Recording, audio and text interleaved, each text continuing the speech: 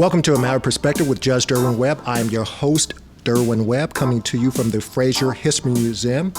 We are honored today to have the Honorable, the distinguished Judge Denise Brown. Judge Brown, good afternoon to you. Good afternoon, Welcome Judge to the show. Webb. Welcome to the show. You know, I've been wanting to have you on the show for a long time. You have a new position that we'll talk about at some point, but I just want the viewers to know who you are, how you got here. So let's just start off. Quick question. How'd you get to Louisville? Well, I'm a transplant. I'm originally from West Virginia, a little town called Welch, like in Welch's grape juice. Welch, West Virginia. It's in southern West Virginia, McDowell County. And I left from there after high school and went to school at Howard. HU. Yes, right. You know. And stayed there for the 4 years, graduated, and came to Louisville to go to law school, and was about to leave and go somewhere else. And then I met my husband. Okay. And then the rest is history. Okay, but growing up in West Virginia, I'm surprised that you talk about West Virginia. How'd you go from West Virginia to historically black college? What was the fascination? You know what? It was purely by chance.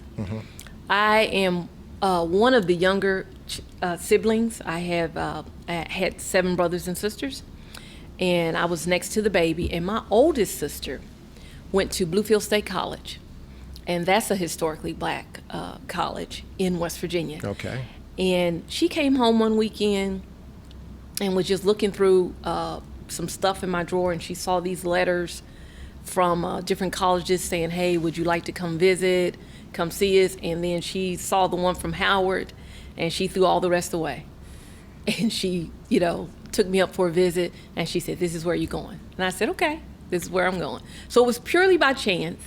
But once I got there, I realized that it was absolutely exactly what I needed in my life at that time. Well, tell me about what is different between a historically white college and a historically black college, because I'm aware that one of your alum just became the Vice President of the United States. Yes. So tell me what is different about that experience. I know a lot of people that have been to HBCUs. I've never been. I encouraged my kids to go at one point. They decided to go to the University of Louisville. But just tell the viewers what is different, what makes a historically black college what it is. Well, first of all, it's a total immersion into culture. And probably when I went to Howard, I had probably seen more black people at Howard than I had seen in my entire life. Having grown up in West Virginia, we probably had a 1% population of African Americans in the state, so not very many people at all. In the county that I lived in, we happened to be the county seat or the hub of all the activity, and there was a pretty significant African American population there. But other than that, I probably hadn't seen that many African American people together, doing things that were designed to uplift you and cause you to want more. And so going to Howard and going as an HBCU, I felt like it was the perfect environment to cultivate a sense of pride, Right. a sense of I can do anything I want to do. Just decide what it is that you want to do, and being around other individuals and professors and the community where it was an environment where everybody supported your success. Were there any individuals at Howard that became big, influential people to you that you can look back on now? Well, And if there so, was who are another. they? Yeah. Well, there was a gentleman there who lived about 10 miles away from my hometown. And he was there, and he gave me the advice once I was in undergrad that, to go to a different institution, a PWI, for my graduate degree. He said, because life is not like this all the time. You're not going to be in situations where everybody looks like you all the time. And so you should be able to, adjust in different environments. And of course, we both knew that because we were both from West Virginia. And I ended up coming to Louisville because my aunt and uncle were here. And I had thought about going to DePaul Law School in Chicago, but that was a little cold. So I thought, at least I could get a meal. If something goes south in Louisville, I could get a meal. So I came to Louisville and ended up staying here and having a good law school experience here. Well, I'm going to talk about things that Howard won for a quick second. A lot of people don't know what the Divine Nine is now. Of course, Kamala Harris is an AKA, and it was probably some of the audience's first opportunity to hear about the Divine Nine. Now, I know you are a Delta Sigma Theta Incorporated. Tell us about your experiences becoming a Delta. Well, And what it means to you today. Yeah. The Divine Nine was a big deal at Howard, and my sister was a Delta. She had pledged at Bluefield State. So, and actually my sister-in-law had pledged AKA at Bluefield State.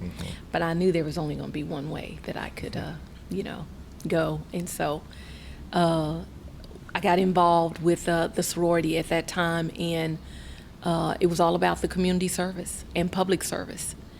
And that was something that I had learned from a young age with my parents about helping others and being of service to other people. And so it was ingrained as a part of my upbringing, and this seemed like a natural outflow. And I think there's probably, of the Divine Nine, there must be six or seven of them where the chapters, all the alpha chapters, are at Howard. I could be off on that because I'm not sure about all of them. But Well, Beta's at Alpha, for Alphas, Beta chapters there. And so I think with the Kappas too, Yeah. I think they are somewhere else also. But I'm not for sure. I only know about Delta. That's all you So, need to know. Yeah, the most important one. Well, let me ask you this. I know that obviously before you became a judge, you were an attorney. You talked about your experience at law school. What made you think about getting into the field of law, and what made you want to become a lawyer? Well, when I was at Howard and was in my fourth year, I can just distinctly remember, looking out on campus as I was walking across and feeling like, there was definitely something else beyond undergrad. I wasn't supposed to stop there. And I just kind of kept thinking about what could I do? And I didn't think med school was for me because I was did not like math. And I wasn't going to be that good in math. So I thought, well, I do like to write and I do like to talk. And so what's a natural progression from that? I thought law school.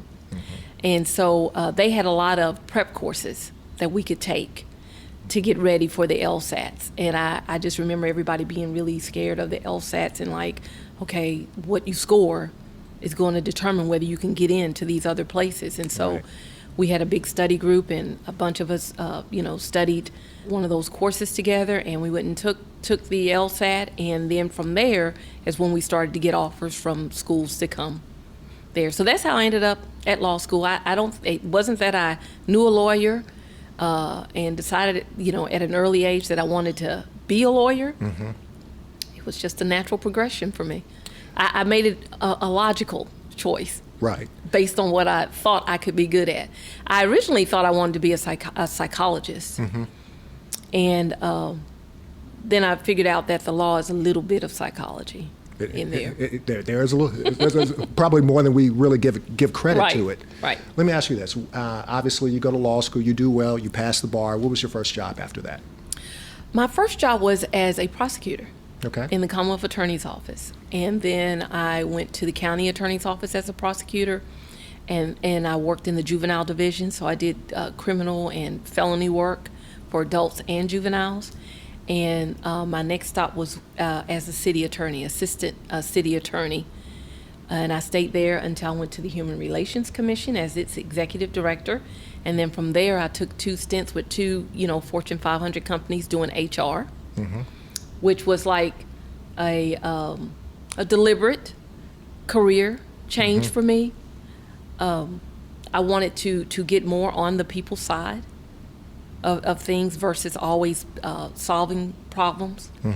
And as a prosecutor, it's the problem solving that you're doing there is not as direct as what I could do one-on-one with individuals. And then I think after about 7 years in the corporate environment, I just felt like I wanted to have some one-on-one time with individuals, and I felt that my strengths would be in private practice.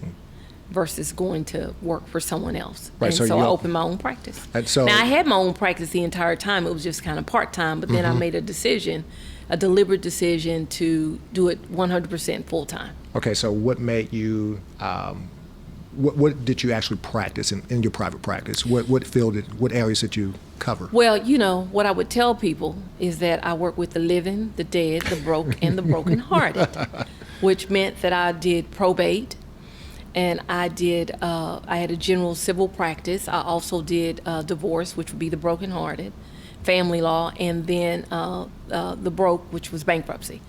So I primarily worked in those 4 areas, and I really liked absolutely all of them.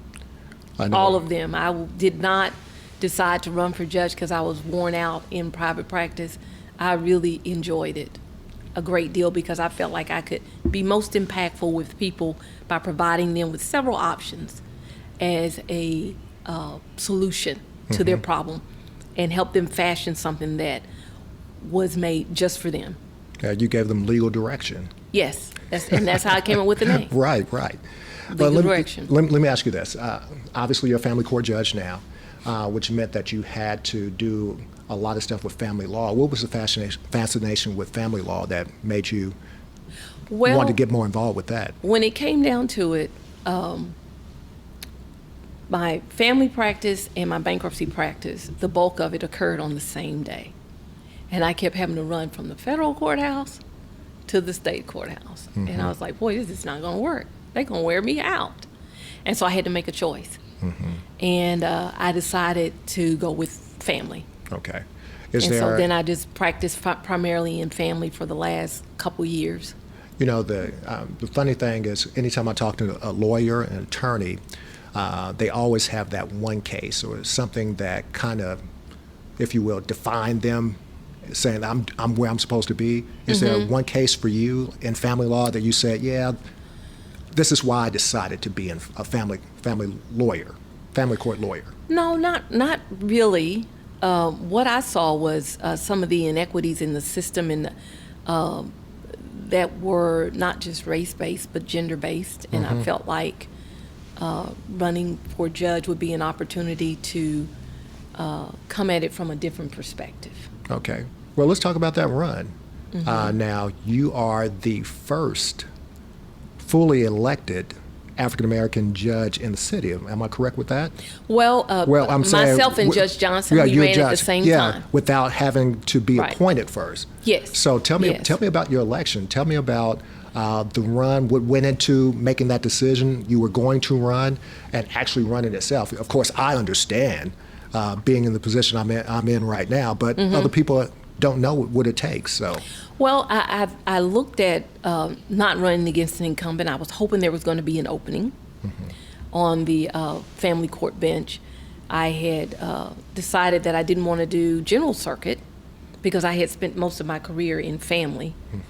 And I felt like I had a real strong basis and background to be effective on the bench there. And in district court, I really hadn't done a lot of district court work. And there turned out that there were 6 openings in 2014. So I picked 7 as the number of completion because I figured once I get here, that's probably going to be where I stay till I retire. So I picked Division 7. That's how I got there.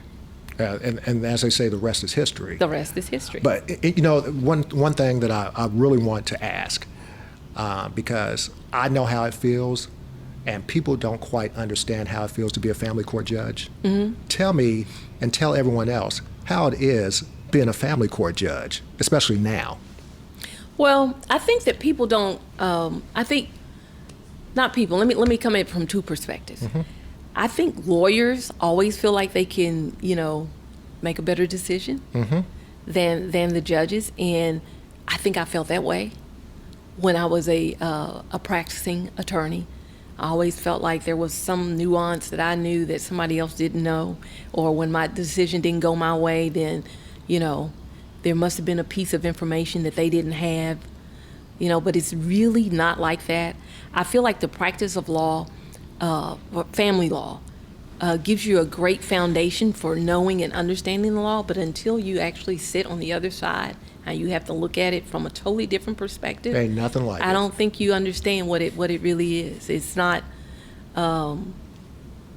people think that folks get decisions because of favorites and things like that, but people get decisions based on the law, and what they come in and present that day. Now, let me ask you a question, and it's something that we hadn't discussed before, but I think it's very appropriate to ask at this point. I know that I'm a person of color, much like yourself. Does that ever have you ever felt like you were the African-American judge in the courtroom? Do you understand where I'm coming from when I ask that question?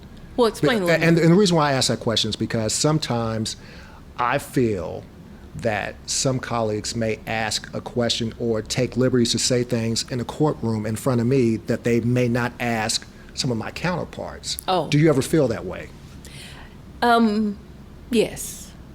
I feel like sometimes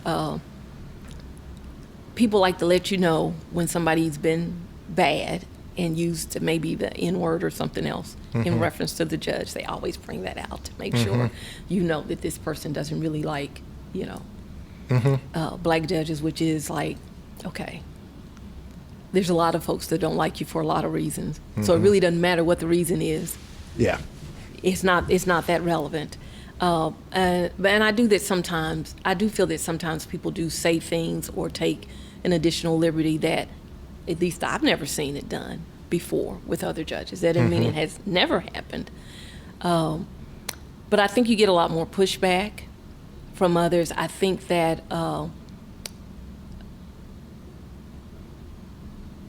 you have to just be able to see it for what it is, and make the best judgments that you can.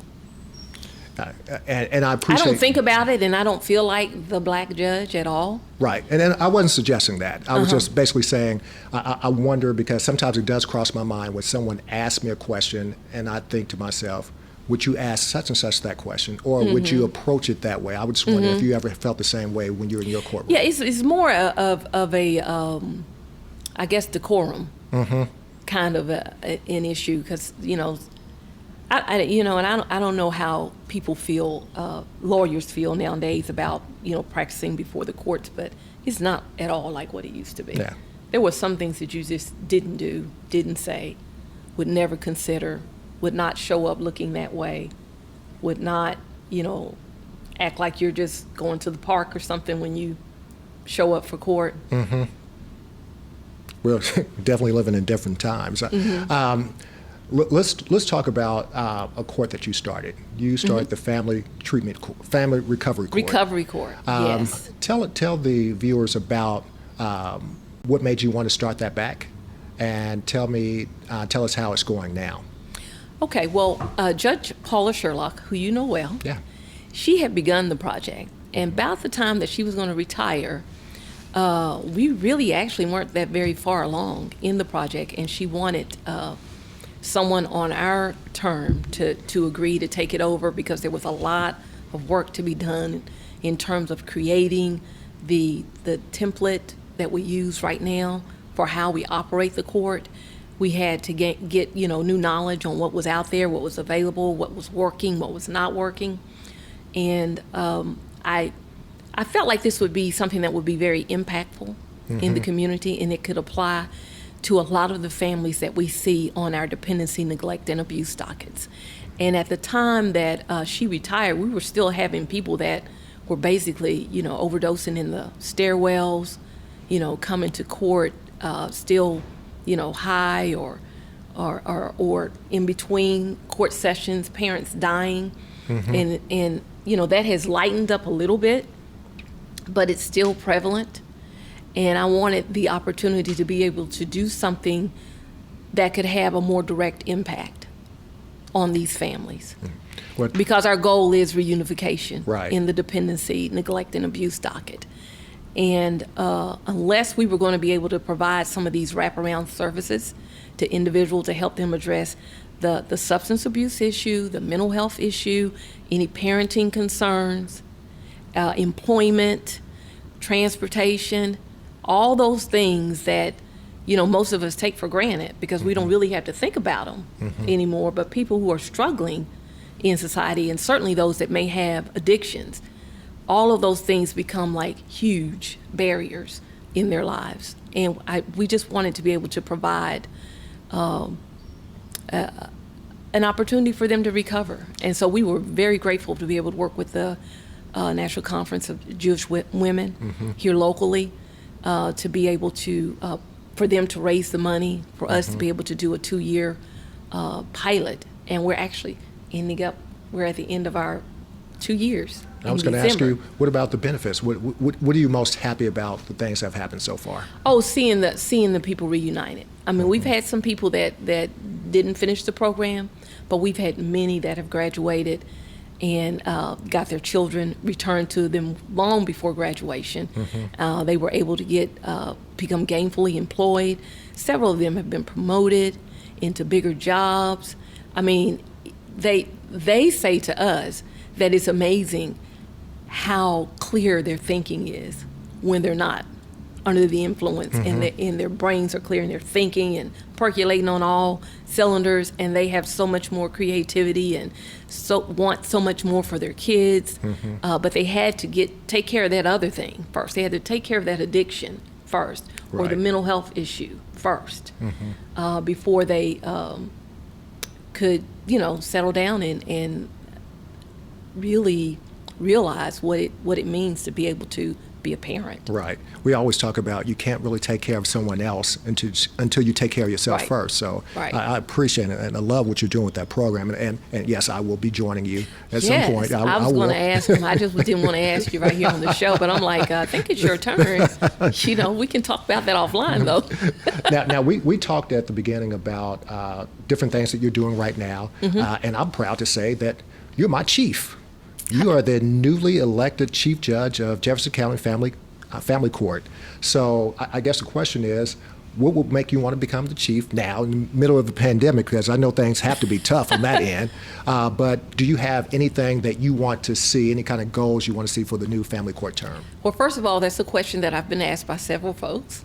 What would make you want to be chief?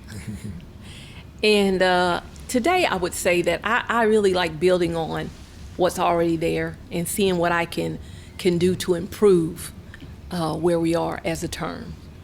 And for me, I would like to make sure that we get on the cutting edge of technology, and that we are able to take more advantage of COVID 2020 and see what we can do with our technology advances that we've made under the great leadership of former Chief Judge Tara Haggerty. Right. See what we can keep. See what's going to make sense for the litigants and for the attorneys, and making sure that everybody still feels like they're getting their due process. Right. And I know a lot of litigants have mentioned that being able to do this by phone has just really made a big difference for them. They're not down at the courthouse all day fighting for parking space, trying not to get ticketed and towed. Able to, to be at work and then take a break when it's time for their case to be called. And attorneys have expressed that same thing, that they feel like they're able to get more done since they've been remote than we ever could have done, in person. Well, let me ask you this. Do you ever think we'll go back to the way things used to be, or do you see a hybrid? What do you think things will look like in the future? I don't know. I think people are going to have options. I think that some people can't wait to go back. I just had somebody send me a message yesterday and said, I just don't like the remote hearings. And that was a first that I had heard. And some folks haven't quite caught up with technology, so they may call in on the phone, which is a lot different from being visual on the screen and being able to do exhibits. So I think it's just going to depend on the individuals, but I believe that as a term, we're going to offer what seems good for the community. Okay. Now let me ask this final question. What's next for Judge Brown? What's in store for you in your future?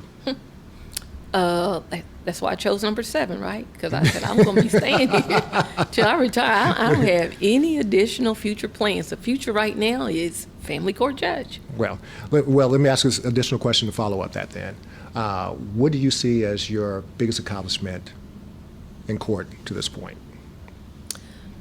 I don't know if I can quantify that in court. I mean, recovery court I thought was definitely That was a big huge. accomplishment. That was huge. And I didn't really realize how much it was going to impact me in meeting every week. See, there's one thing to see people every week because they have a motion on your docket, right? Mm-hmm. It's another thing to have people volunteer to be in a program, to see you every week because they feel like you're helping them. Mm-hmm. And they're telling you that, and and you can see the progress that they're making, or you see every little bump in the road in their life. They feel like family to you because you see them every week. You're talking about their lives. You're talking about everything that's going on. And I would say that has probably been most impactful to me now. And then also actually being a role model for other attorneys and other young folks who want to become lawyers and wonder if there's something beyond being a lawyer. Can I be a judge? Right. Well, let me say this. And I try and say this without being emotional. I want to say thank you. I came on board, I got appointed in 2017, and the first person to really come aboard and say, welcome, do you need anything, can I help you, was you. I felt like I'm not going to say I wasn't prepared, I just didn't know what I didn't know. Right. And you helped me get to the point where I felt comfortable pretty quickly. So more than anything, we jokingly say, brother, sister, you are my sister. Mm-hmm. So I wanted to say thank you for helping me make the transition from being an attorney to a judge, helping me get my dockets where they need to be, being that role model for some of the technology that you do, trying to keep it up with Denise. So I just want to say thank you for setting a standard. I stay up late at night trying to figure out what new technology thing I can throw out on the remember, term. I remember some of the things that you used to talk to me about when I was campaigning, and some of the things that need to be done while I was still working my dockets too. You can campaign, but you still got to get this docket done too. So I'm not necessarily a mother, but being a big sister to me to help me get to where I need to be. I'm glad it could be helpful to you. So I just want to say thank you. And I hope you'll still say the same thing when I pass a piece of recovery court to you, because I'll probably never leave it, because I want to be the backup for folks in case, because everybody needs to have a break every now and then. But believe it or not, we have not missed any meetings since COVID. We went straight to Zoom once they, shut the courthouses down. And I'm really proud of all the participants who have been able to continue. I mean, we didn't lose anybody during COVID that said, I don't want to do it like this. I need to see you face to face. Everybody stayed in, and we've had graduates from the program. So I think that's going to be so fulfilling when you have the opportunity to do that. And I reciprocate. She just gave it to me already. She just gave it to me. I did, didn't I? and I reciprocate in kind with what has been done for me. Someone else did that for me, and I appreciated it, and I want to be able to do that for other people so that they know that they don't have to know it all. You can come and learn some, and there are going to be people there to help you. I mean, I've had people do that for me as I came to the bench and while I was in private practice. Charles Hagan was somebody that did that for me. When I started private practice, he used to throw me cases all the time. And he said, oh, you can do it. Don't worry about it. Here, I'll show you. That's kind of how he used to do. So I will always appreciate what he did for me when I first got started. And that's just been the impetus for showing other people. Right. When I know, what's the benefit of knowledge if you're not going to share it? Right. Right? We need to share it. Well, once again, I thank you. Thank you for being here. Thank you for having me. Well, I appreciate it. Like I said, and I always say, it doesn't matter what I say. It doesn't matter what you think. At the end, it's all a matter of perspective. That's right. Thank you very much.